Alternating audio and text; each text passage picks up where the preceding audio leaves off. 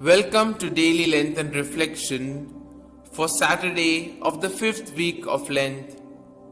Today we shall reflect on the theme Belonging to Christ. Both the readings of today tell us that God always wants His children to remain in His fold.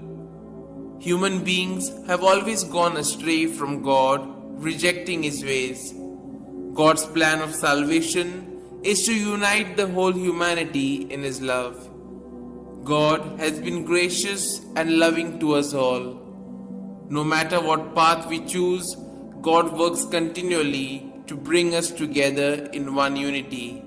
This faith was the result of people witnessing the miraculous deeds of Jesus. People started believing and following Jesus in large number, and this event made the religious leaders insecure of their position.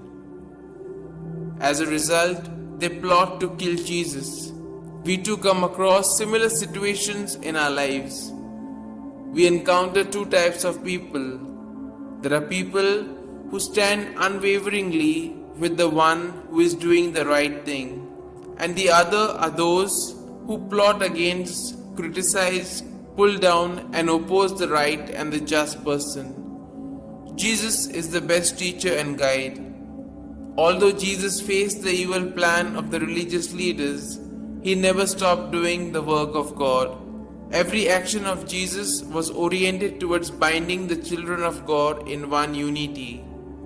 Today's readings inspire and invite us to follow Christ and to imitate Him closely. God's message of restoration applies to us also. Even though our sinfulness and brokenness damage our relationship with God, God's love for us is unconditional.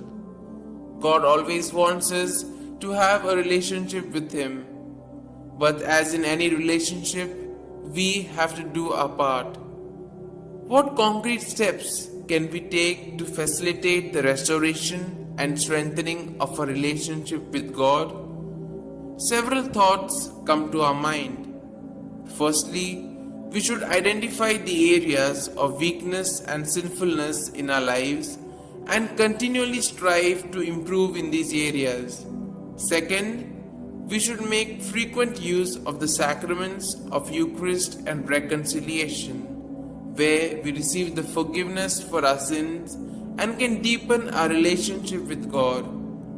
Third, we should strive to deepen our prayer life, particularly by setting aside time each day for quiet prayer where we can talk to God as a friend.